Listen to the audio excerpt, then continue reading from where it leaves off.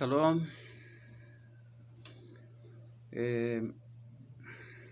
Sinto muito, fiquei parado por 2 semanas com a Parashá, mas pelo menos são 2 parashiot que eu evito entrar em detalhes sobre elas. Bereshit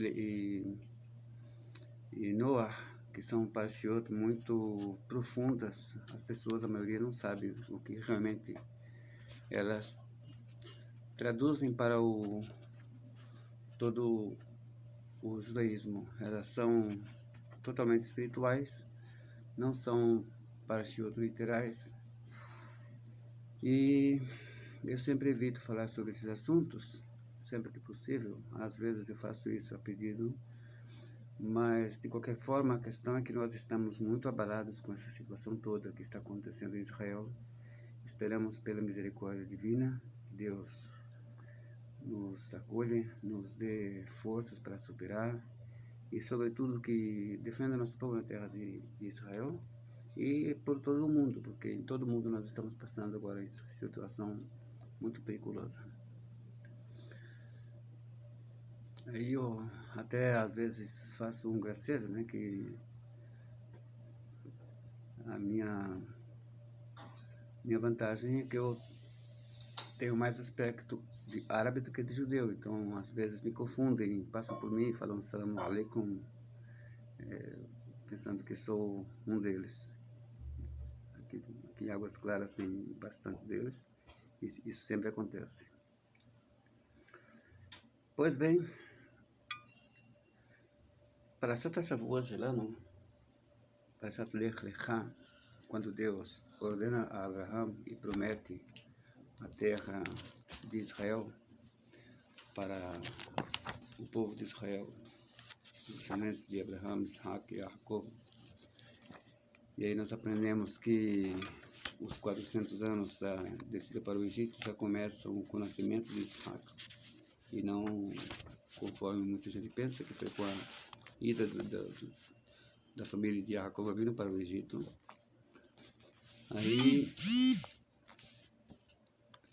nos cabe compreender que na verdade isso começa com Isaac, por causa das situações que envolviam tudo ali, e as dificuldades com os cananeus já fazia parte disso tudo. Bom, só que aqui nessa parashá essa semana eu não vou abordar muita coisa, senão apenas uma questão simples. A palavra tzedakah está escrito aqui no capítulo Tetvav, capítulo 15, Pasuk Vav, Pasuk 6. Veheemin badonai, vayahshebeha lo tzedakah. Ele creu em Deus, e Deus levou isso como sendo tzedakah. Aí as pessoas hoje em dia têm a tendência de pensar que a palavra tzedakah se refere a esmola. Não vou dizer que está errado, porque quando Deus colocou pessoas na terra ricas e também colocou pessoas pobres para serem ajudadas por eles, acaba sendo que o fato da pessoa dar esmola, fazer o bem, conceder mantimentos, conceder ajuda, Gemirut Hesed, tudo isso acaba sendo tzedakah. E tzedakah não é exatamente a palavra esmola. Tzedakah vem da palavra tzedek. Tzedek é justiça. Ou seja, quando você faz esmola com alguém, você está fazendo puramente justiça. Você está se compensando a si próprio, principalmente.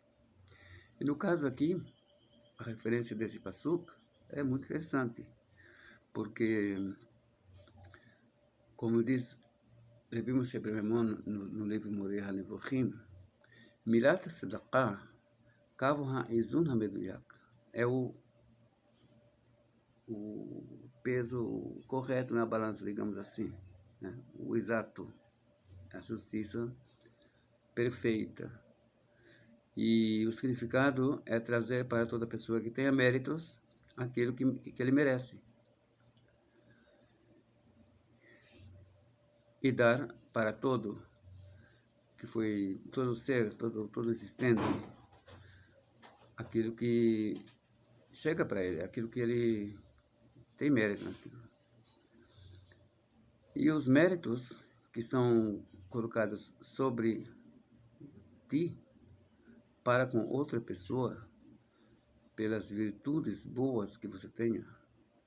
Por exemplo, levantar toda pessoa que tropeçou, que teve dificuldades, é isso o que é Sedakah. E por isso disse sobre a Hazarat HaMashkon. Eu vou tentar lembrar como se diz essa palavra em português. Mashkon, picadon, seria uma garantia. A pessoa deu um dinheiro em valor ou algum objeto de valor por algum empréstimo ou por algum favor. E aí, no momento da devolução, isso é tido como Sedakah, porque está fazendo justiça, como nós já falamos. קיבלך תך בדרך המידות הנעלות כבר עשית צדק עם הנפש ההגיונית שלך. Porque ao andar pelas virtudes, pelas boas ações, já estarás fazendo justiça com a tua alma intelectual, porque já deu a ela aquilo que ela merece. Ou seja, a pessoa aqui de Abraham Avinu, no momento em que ele creu em Deus, e isso foi tido para ele como se fosse Sedakah, é exatamente por isso, porque fez justiça consigo próprio. Então, também é uma forma de Sedakah, como eu disse antes, deriva da palavra Sedek, justiça. E é muito importante que nós entendamos isto, porque não fica simplesmente aquele pensamento de esmola, que a pessoa está dando uma esmola ou algo assim. Não. Praticamente a palavra esmola não existe no hebraico. A palavra Sedakah é justiça. E quando uma pessoa está fazendo justiça, como eu disse antes, está fazendo Sedakah, ele está fazendo justiça com a pessoa que merece, que precisa, e consigo próprio, porque ele está comprando para si o seu galardão no mundo vindouro, ou livrando sua alma de dificuldades, como está escrito no Talmud de Jerusalém, sobre uma pessoa que morreu uma cabra, morreu uma galinha, morreu alguma coisa. Lá, naquela época o pessoal, a gente sabe, viviam geralmente da agropecuária, da agricultura. Então, se você perde alguma coisa quebra na sua casa, alguma coisa se estraga, pode saber que isso vem para te redimir de alguma coisa. Então, isso nos revela exatamente que há nisso também Sedakah, Sedek. Então, que a pessoa pense bem sobre isso, porque não adianta você ficar se lamentando e sem entender que nisso que aconteceu, você simplesmente deixou de pagar por algo mais caro. Bom, como eu disse, eu não estou em condições de gravar por muito tempo, eu estou muito abalado, estou trêmulo.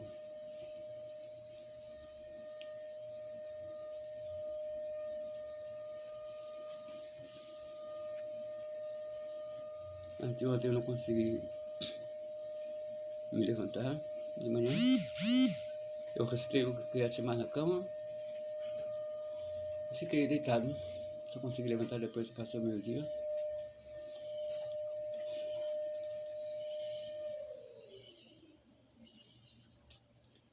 A pessoa se sente sem forças.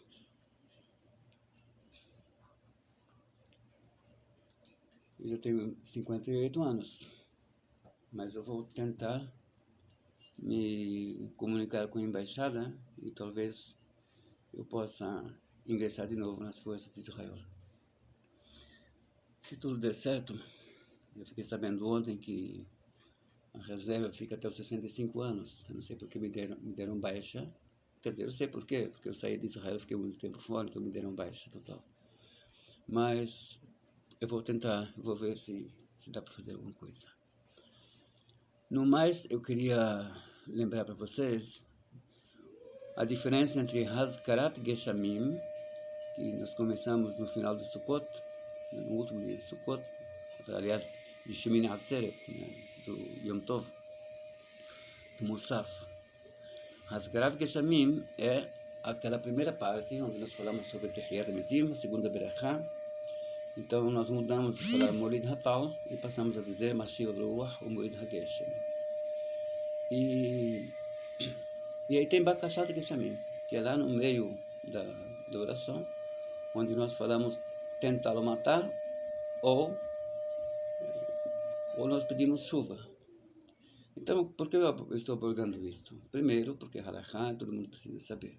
Segundo, porque alguns rabinos dos nossos dias insistem que em terras como o Brasil, por exemplo, que praticamente chove o ano todo, então nunca se muda, sempre se fala Mashiach Baruch Morid HaGeshem. Existem alguns rabinos, inclusive, que se apoiaram nos escritos do Rebbe Yitzhak Abuab.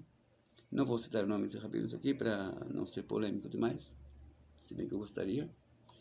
Mas isso é algo que eu fico sem entender o motivo, porque nós não temos direito de promulgar nada contrário ao que já foi promulgado no Talmud. Então, na página 86 do Tratado de Baba Messiah, da Pevav, ali consta sobre Rav Shemuel, alunos de Rebbe Yehuda Hanassi, que eles são os últimos da época da Semichá. A partir dali, a Semichá de Rav já foi... Rav o nome dele era Abba, né? Para não ser chamado de Abba pelo mestre dele, que foi Rebbe Yehuda Hanassi, então ele passou a ser chamado Rav. Então, Rav, ele recebeu uma Semichá parcial, né? Não foi uma Semichá completa. E Shemuel não recebeu. Shemuel era médico e era ele quem cuidava de Rebbe Yehuda Hanassi, mas Rebbe Yehuda Hanassi não conseguiu transmitir para ele a Semichá.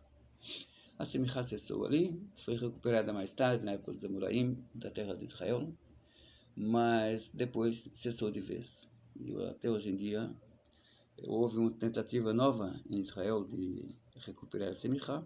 Alguns rabinos receberam a documentação da Semichá renovada. Eu estou entre eles, né? Eu recebi também. E alguns validam, outros não validam, e fica toda uma discussão. Outros dizem que não havia a maioria de pessoas na terra de Israel que aprovassem isso, e isso está totalmente errado, porque sim, houve maioria. Não é que todos os judeus da terra de Israel têm que aprovar, e sim, que a maioria tem que aprovar. De qualquer forma, voltando ao nosso tema, adiante nessa mesma Gemara, a Gemara cita Ravina e Rav Ashi Sof Horah. Então, Ravina e Rav Ashi são os rabinos que selaram o Talmud. A partir da geração deles adiante, fica proibido promulgar contra o Talmud, aquilo que eu citei antes. E, portanto, de acordo com o Talmud, nós, na terra de Israel, o pedido de chuvas, a lembrança das chuvas é a partir do Musaf de Shemini Atzeret, mas o pedido de chuvas, pedir chuvas para a terra, começa a partir do 7º dia de Heshvan. E aqui fora da terra de Israel é diferente. Nós temos que começar a fazer isso somente a partir de até dar uma data no calendário gregoriano mesmo, para ficar mais fácil, uma contagem de dia certinho, que vai coincidir com 11 de novembro. A partir desse dia, nós começamos a fazer os pedidos de chuva aqui fora da terra de Israel, em qualquer lugar do mundo, não somente no Brasil, como em qualquer lugar do mundo. Então eu queria esclarecer esse ponto para vocês e também manifestar minha discordância desse posicionamento de que no Brasil pode-se pedir pela chuva o ano todo. Eu discordo totalmente. Nós não temos direito de revogar algo que o Talmud promulgou.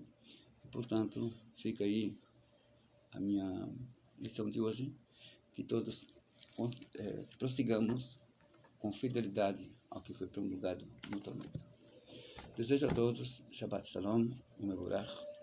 Desejo que os judeus na terra de Israel tenham mais paz, e que aqui fora da terra de Israel também podemos prosseguir em paz.